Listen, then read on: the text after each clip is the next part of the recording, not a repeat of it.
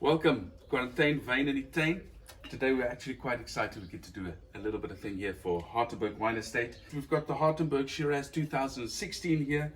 So we're going to quickly taste that and then decant it.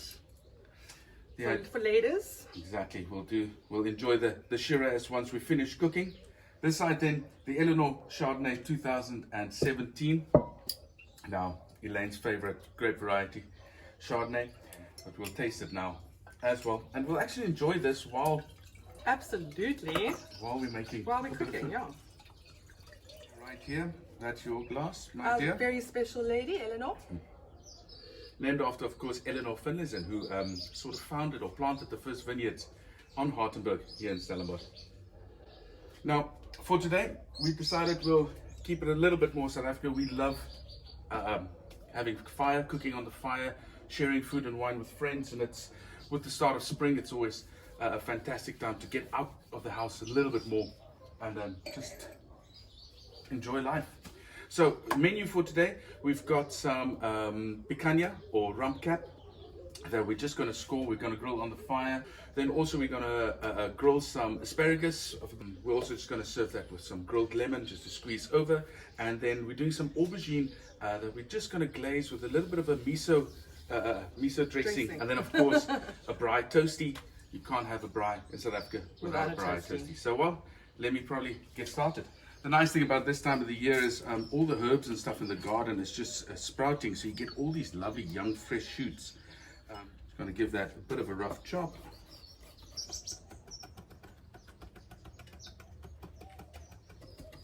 Smells delicious. Thanks.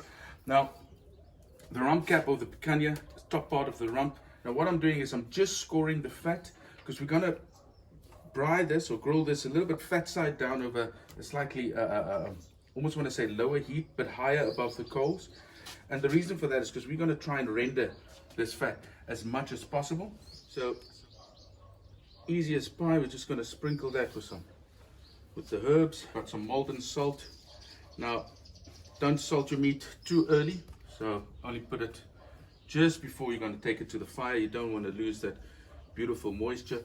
Fat side can always, to me, get a little bit of extra salt. Helps draw out moisture. That's just some coarse black pepper. Now, what I also like to do on my steaks is just put a little bit of lemon zest on there as well, just for that extra bit of aromatics. And of course, oh, that lovely smell of lemon just makes me think I should take a sip of the Chardonnay. And I'll put this fat side down quite high, and I can now easily forget about that for about 10-15 minutes because the heat is fairly delicate up there. Next up, we'll play around with the aubergines, slicing them lengthwise. You also see they don't really have a lot of seeds on the inside, and once again I'm just scoring them little zigzag pattern. All right, Elaine, so what you can do for me now is just take the little brush the aubergines on both sides, skin side as well, and then here on the Weber, over direct heat, over the coals, put them skin side down. For the miso dressing, there's probably quite a few ways you can do that. We'll use some of the olive oil that we're brushing the aubergines with. Got about a teaspoon of miso paste. I also have a little bit of a homemade chili. Now, if you want to add chili, you can. It's not necessarily. This is just basically chopped up chilies with some garlic, lots of salt that's been basically pounded together. Now, I've made this about 6 months ago. It's been standing in my fridge, just slowly fermenting a little bit. So it loses a little bit of the heat. I didn't use the hottest of chilies. I think it was a type of Thai chili, but it just develops such a beautiful umami and gives you this richness in there without overpowering at all. And then we'll add, of course, a little bit of mirin and a little bit of lemon juice and, of course, a touch of honey.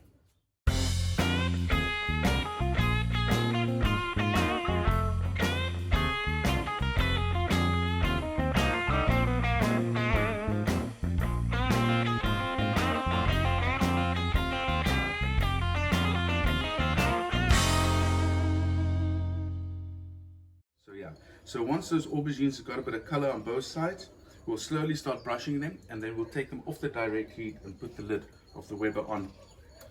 Now, of course, South African braai isn't a braai without a braai toasty or braaibroodjie.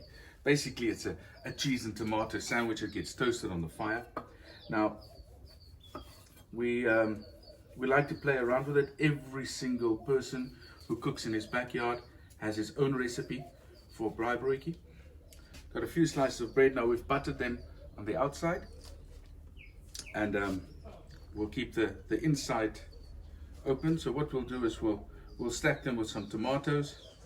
We'll just sprinkle on some salt and pepper. I'm just going to go for something slightly a bit more delicate. We've got some spring onions we need to use with the aubergines later, where we basically only need the tops. So might as well use the white side. What I also like to do, I like to add fresh basil to my braai toasties. Almost want to say give them a little bit of an Italian flair. And then of course, a nice ball of mozzarella. Mozzarella has this beautiful tendency to melt, but almost stay where you put it. So once again, don't be shy, cover that sandwich. I think just a little bit more salt on the mozzarella. Mozzarella really likes a touch of that. And we'll put the second piece of bread on, but we'll keep the butter side up.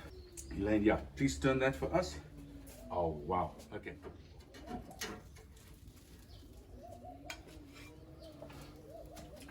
Now look at that, I've just taken it off the fire on the fat side. You can see it's nice and crispy. It's almost made like a little bit of crackling, if you can call it that. And we're gonna lower the grid and put down on the meat side. We've opened up the weather. We're gonna, the aubergines have been on there for about 7 or so minutes. We're gonna give them a few more brushes of the miso dressing, of course with the miso, olive oil, touch of chili, bit of lemon juice and some mirin. What I'm also gonna do now is just grill 2 halves of the lemon. I'm gonna put that over direct heat on the Weber as well.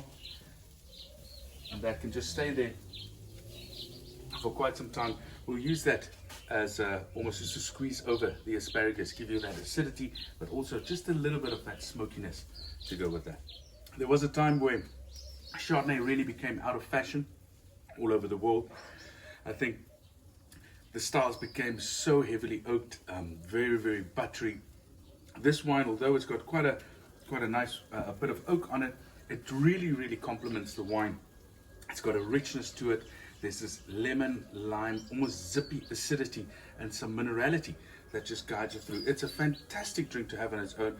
It'll be great with the meal as well. We've opted for the Shiraz anyway, but wow, this wine just lingers and lingers and lingers.